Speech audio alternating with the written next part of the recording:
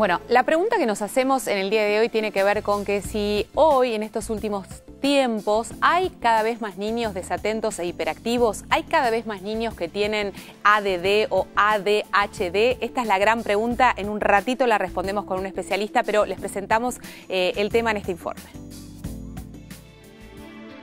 Como mensaje, no hay ningún estudio que pueda ratificar que un chico tenga el trastorno por déficit de atención. Hasta ahora, lo que hay está en un plano más experimental que parte de la clínica. Lamentablemente, esa es una de las causas fundamentales del diagnóstico exagerado del cuadro, ¿no? Es decir, al no haber ninguno de lo que llamamos nosotros marcadores biológicos, análisis de sangre, o radiografías, o tomografías, o electroencefalogramas, que den cuenta de que realmente existe el trastorno, el diagnóstico se basa en observar la conducta, recoger la información, y esto, digamos, entra mucho en la subjetividad de quién es el que está mirando al chico y cómo lo está mirando. Hay una tendencia desde los médicos, por nuestra formación, de tratar de darle un carácter de patología a la conducta infantil.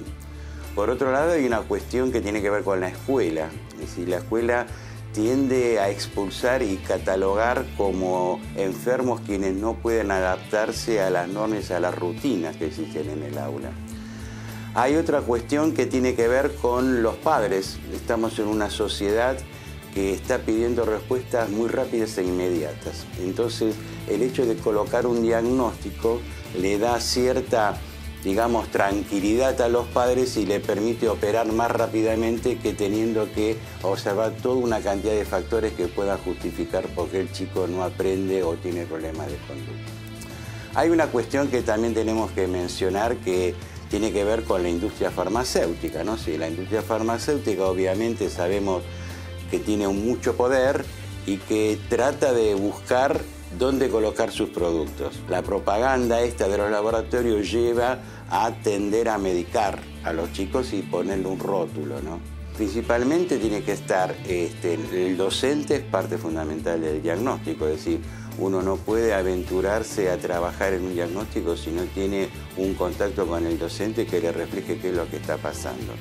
Obviamente neuropediatras, es decir, pediatras que tienen la visión general de la familia y del chico, y desde el punto de vista de analizar otras causas por el cual el chico se mueve demasiado o no atiende, tiene que haber un psicólogo, tiene que haber un psicopedagogo, a veces un psicomotricista, porque algunos de estos chicos tienen problemas en la organización de la motricidad fina, ¿no? Lamentablemente esto es para algunos centros de gran desarrollo, ¿no? Esto es normalmente en el país, organizar un equipo interdisciplinario es una utopía, ¿no? Bueno, y me parece que hay varias cosas muy pero muy interesantes para desarrollar que tienen que ver con lo difícil que es llegar a un diagnóstico certero y a partir del diagnóstico si hay una necesidad imperiosa de medicar a ese niño o no medicarlo respecto a la patología que tenga. ¿Realmente existen patologías respecto a esto que estamos hablando, al déficit de atención, a la hiperactividad? Son cosas que hay que controlar. Para eso es que hemos invitado a la licenciada Gisela Untoglich, que es psicóloga. ¿Cómo te va, Gisela? Bienvenida. ¿Qué tal? Bueno, la verdad es que es un tema que genera cierto temor, muchas dudas, y el doctor recién planteaba, me parece, algo muy interesante que tiene que ver con lo que nos pasa a los padres, ¿no? Con esta desesperación frente a algo que no está del todo acomodado, nos provoca una ansiedad brutal y entonces necesitamos de un diagnóstico, como si eso pasara a solucionar todos los problemas. Sí, vos hiciste dos preguntas juntas, sí. Me parece importante que es muy habitual en mí. No, pero me parece, generalmente van juntas. Vos preguntaste, ¿existen cada vez más niños desatentos e hiperactivos? Y después preguntaste, ¿el ADD está en aumento? Entonces yo quiero aclarar esto por separado. Dale. Primero, ¿qué es el ADD? Porque quizás no todos saben qué es el Attentional Deficit Disorder. En castellano la sigla en realidad es TDAH o no H, que es trastorno por déficit atencional con o sin hiperactividad.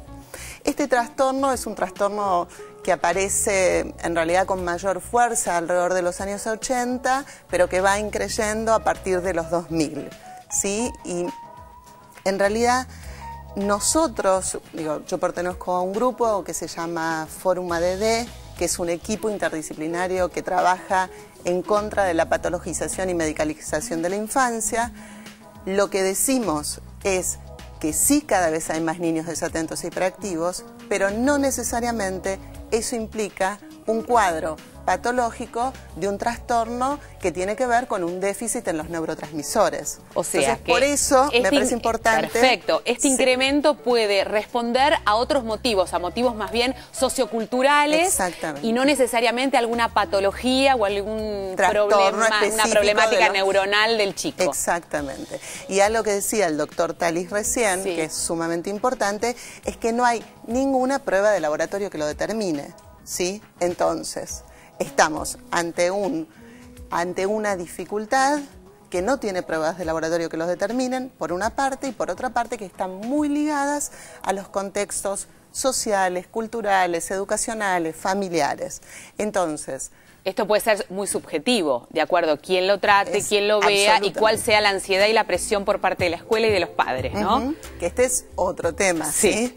Digamos, hoy vivimos en una sociedad sumamente presionada, una sociedad que busca la eficacia, que busca el éxito, y los padres, cuando empiezan a ver que su hijo podría estar fallando en alguna de esas áreas, bueno, van a pedir ayuda, lo cual es absolutamente válido. Lógico, obvio. El punto es, para nosotros central, es no patologizar al niño. Veamos qué está pasando, preguntemos, hagamos una pregunta amplia. En realidad no existen los chicos que no estén atentos a nada. Generalmente, y esto es lo que yo comprobé en mi investigación, yo tengo una investigación doctoral que tuvo una beca de la Universidad de Buenos Aires sobre esta temática. Y lo que nosotros encontramos es que en realidad no es que el chico está desatento a todo, es que no está atento a lo escolar, generalmente porque está atento a otras cuestiones que le preocupan mucho más. O que requieren de su atención. Que pueden ser cuestiones familiares, situaciones, por ejemplo, duelos, separaciones, mudanzas, exilios, otras cosas que al chico le están preocupando. La llegada de un hermano, la enfermedad de algún familiar que no se esté hablando, la pérdida del trabajo del padre, muchas temáticas que parece que el chico no entiende, que parece que el chico no está atento, pero que el chico está atento a esa cuestión. Y en todo caso no está atento a lo escolar, porque en realidad el problema aparece cuando desde la escuela nos dicen danger, chico no atiende. Y esto que planteas es muy interesante porque también responde a la facilidad o a la angustia que esto genera en los adultos. Es más fácil que nos digan que nuestro hijo no puede atender lo escolar y por ese motivo sabemos que él tiene un síndrome y que por este motivo no puede atender, a aceptar o a visualizar que la problemática puede ser otra, que no necesariamente por ahí es problemática, pero que su atención está puesta en otra situación que le lleva toda su energía, que le lleva toda su atención, ¿no? Es que la atención es eso, es una cantidad de energía que yo tengo disponible. De hecho, a los adultos nos pasa lo mismo. Nos pasa lo mismo, tenemos problemas y no estamos atentos específicamente a cuestiones de nuestro trabajo. Solo que cuando esto pasa en niños, aparece como el problema que hay que resolver. Lo que pasa es que nos cuesta mucho entender que los niños también tienen problemas. Que los niños tienen problemas, que se ponen tristes, que se angustian. Entonces, los niños, por ejemplo, que se angustian, no manifiestan diciendo estoy triste o estoy angustiado. Claramente. Generalmente lo que hacen es o estar desatentos o estar hiperactivos. ¿Sí? Muchos adultos incluso te dicen, no, yo no paro, porque si paro me angustio. ¿Cuántos adultos son? Pero por favor, tal cual. Entonces, el chico no lo puede poner en palabras, pero lo actúa corporalmente. Lo fundamental es no confundir causas con consecuencias. La desatención y la hiperactividad son consecuencias, pero no son consecuencias de una falla en los neurotransmisores. Son consecuencias de muchas otras situaciones que están en juego. Y entonces, si yo medico el síntoma, lo que hago es no encontrar cuáles son las causas, que pueden ser múltiples, y que con esto no se trata ni de culpabilizar a los padres, ni de culpabilizar a la maestra, ni a la escuela.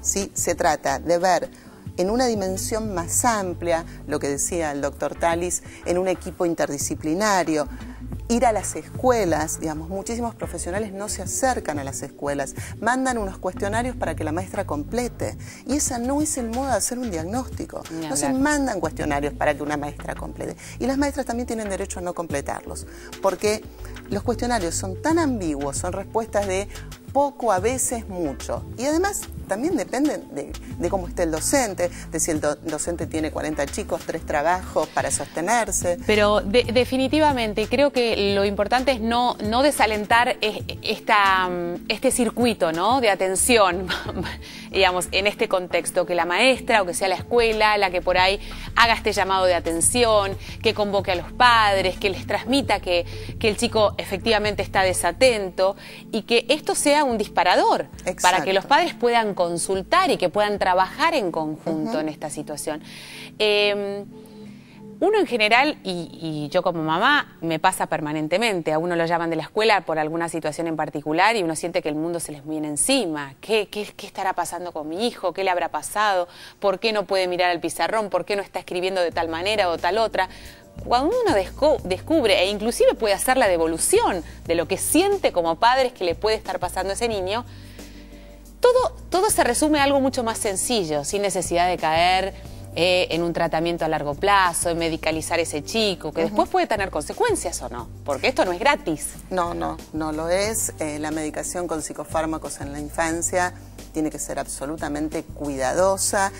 Todos estos remedios tienen efectos colaterales muy complejos, con lo cual la medicación primero nunca tiene que ser la primera opción en estos casos. Digo, me refiero a salud mental, ¿sí? En otras cosas no digo. En salud mental no tiene que ser nunca la primera opción con un niño. Un niño es un sujeto que está creciendo, que está cambiando, que digamos que en general está respondiendo a mucho de lo que le pasa en ese medio sociocultural, familiar, educacional. Entonces, medicarlo muchas veces lo que hace es tapar cuáles son las causas reales. Entonces, muchas veces esos niños entonces hacen eclosión en la adolescencia, ¿sí? Entonces, porque se fue tapando el síntoma, se fueron tapando las causas, no se abordó a tiempo y tenemos después situaciones mucho más graves en la adolescencia.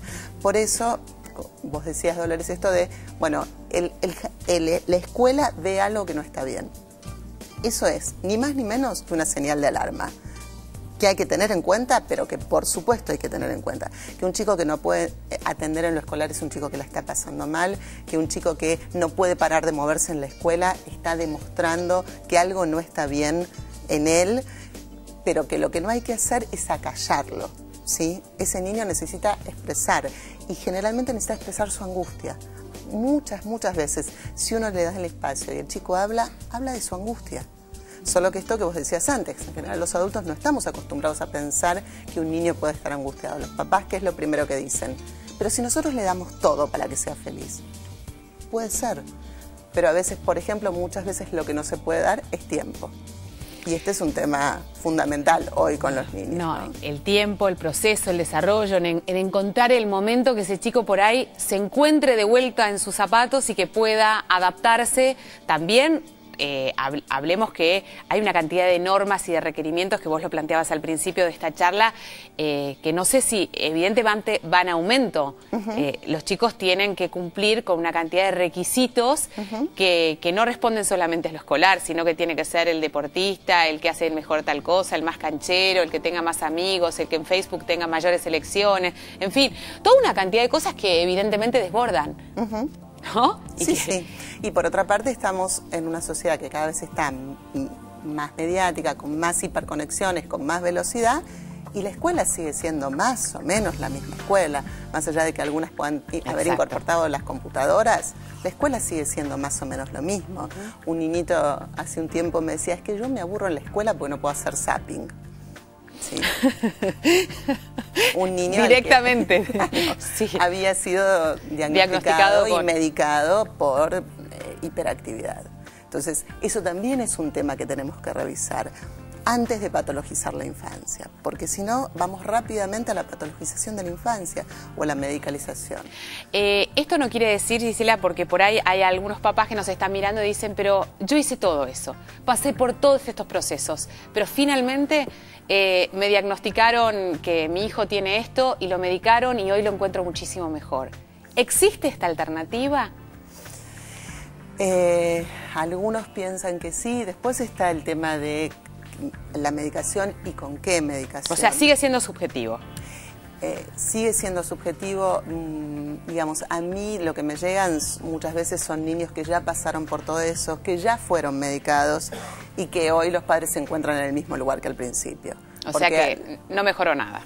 A ver, muchas veces mejora en un primer momento, sí, el niño, porque se hicieron cosas, porque se hicieron consultas, pero cuando no reviso las causas de lo que está pasando, es difícil que la situación mejore.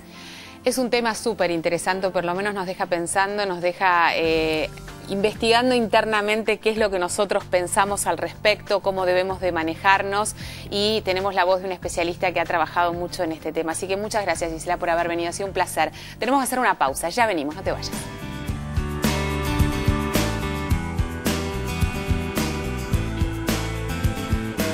¿De qué tienes miedo? A reír y a llorar luego, a romper el hielo que recubre tu silencio. Suéltate y cuéntame, ya que estamos para